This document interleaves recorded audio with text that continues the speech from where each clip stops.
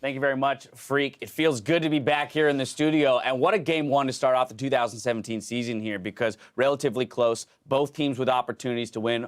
However, ultimately, Cloud9 coming out on top. I loved it, man. It's a Clash of the Titans. It showcases pick and ban. It's two diverse strategies, and both teams did look pretty solid in their opener. Well, you mentioned pick ban, and I know you and Jat were talking about this at the beginning of the day. We've got our 10 ban system, so let's go ahead and take a look at how this worked out for these teams. We saw different strategies coming out of each of them, especially when we moved to that phase 2 portion. Yeah, totally, and that's really where you have to be able to adapt, and you try to disrupt your opponent's drafts, right? So C9 did not take a top laner in the first round. That's something that they gave up to take that fizz, and that meant TSM's going to target the top lane. They put 2 bans there. We also saw C9 target Wild Turtle. They put 2 bans on the AD carry because they already had the Ashe, and they're able to kind of secure that lane for themselves. Right, and this is what's going to make the entire season interesting, is how the teams kind of adapt to the ability to pinch in that second phase of the game. And as you mentioned, with the fizz coming in, might start to make hybrid picks a lot more interesting in terms of protecting your team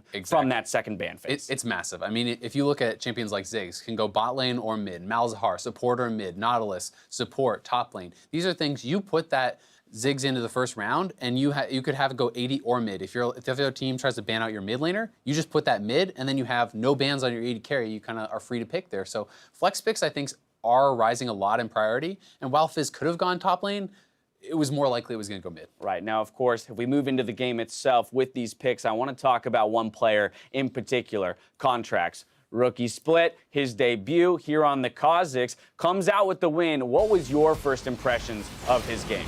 I think he looked good. I mean, one of the big things people talk about, stage jitters, right? People play too safe in their early debut.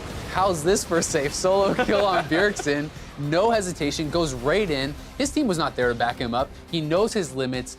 He played the champion really, really well. And I think you have to have a confidence, especially when you're going in on an assassin. You can't hesitate. When there's an opportunity, you must go for the assassination. And he was able to do it. Yeah, we saw that throughout the game. I mean, later in the game in the top lane, going in for a double kill, being very responsive to the moves that his teammates are making. Of course, that doesn't mean that there isn't room for improvement from him here in week 1, but high expectations. So far, he's beginning to meet those. We'll see what kind of adjustments TSM makes in game 2 to challenge him a little bit more. You see Cloud9 on your screens here. And, you know, as they pulled out the victory, I want to take a look at the one big fight that kind of gave it to him. The second Baron fight of the game, 35 minutes into the game here. Let's go ahead and roll this one out. Yeah, I mean, this one was massive, and it was forced by the fact that C9 had all this split pressure. And there it is. Sneaky had been on point all game with his arrows. They know they wanted to contest this, and they're able to start off the fight. Haunter TP's in, but all of C9 was able to collapse. And when Bjergsen landed that stun, TSM says go, and they baited themselves kind of into this perfect ultimate from Smoothie, who had amazing positioning, did not go back around the red buff to his team, and he won that fight solo pretty much with that ultimate. It was incredible. Oh, absolutely. Player of the fight goes to Smoothie here. Player of the game, though, going to go to Jensen, who put up a monstrous performance on this Fizz. I mean, the score line, deathless. We definitely saw it in the battle of those 2 Danish mid laners. Jensen came out on top. Of course, he was aided by an early gank there from Contracts to blow both summoners out of Bjergsen. Yeah, I mean, Contracts and Jensen paired up well, and it was also Impact in Jensen, right? 1-3-1, pairing up to take down the Maokai multiple times, cracking open those inhibitors, and I think it was a great early performance for Jensen and a worthy player of the game. Again, only 1 game into the season, but for Cloud9, where we were looking at that, you know, jungle mid duo between Jensen and Meteos and not always hitting the mark, this time around with Contracts, looked to be in sync for the most part. Now the question is, TSM, defending champions, they've lost game 1. How do they bounce back here? Adjustments in pick ban with this more, you know, elastic ban phase that we have. Yeah, I mean, it's definitely interesting because while the laning phase went kind of poorly for Wild Turtle and Biofrost, they were actually pretty darn effective throughout the game. Wild Turtle came out with a pretty interesting build, the Essence Reaver Death Stance on Kalista, something we hadn't seen.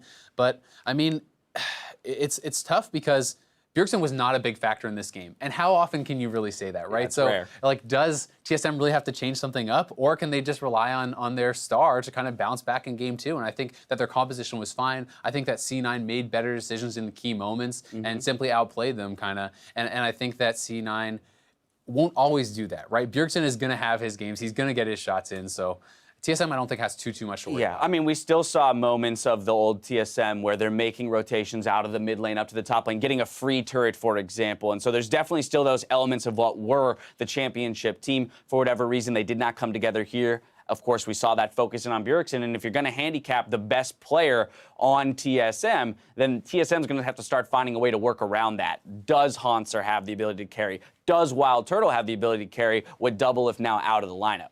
Yeah, and without that shot calling, right? And I mean, Jensen got a lot of help from ganks. He also got a lot of help from Sneaky, even though some of those Ashe arrows weren't hitting. The constant pressure of that Ashe, it was something that was, definitely Bjergsen had to be scared of that. And that's one of the things you really give up if you do not draft your AD carry first round. You're not going to get the Ashe, you're not going to get the Jhin, those supportive AD carries who really can kind of make those rotations mid and help out your mid laner. All right, well, that's just game one. Now, before we jump into the next game of the series, we have to take a quick break, but we'll see you back here for game two between Cloud9 and TSM when we return.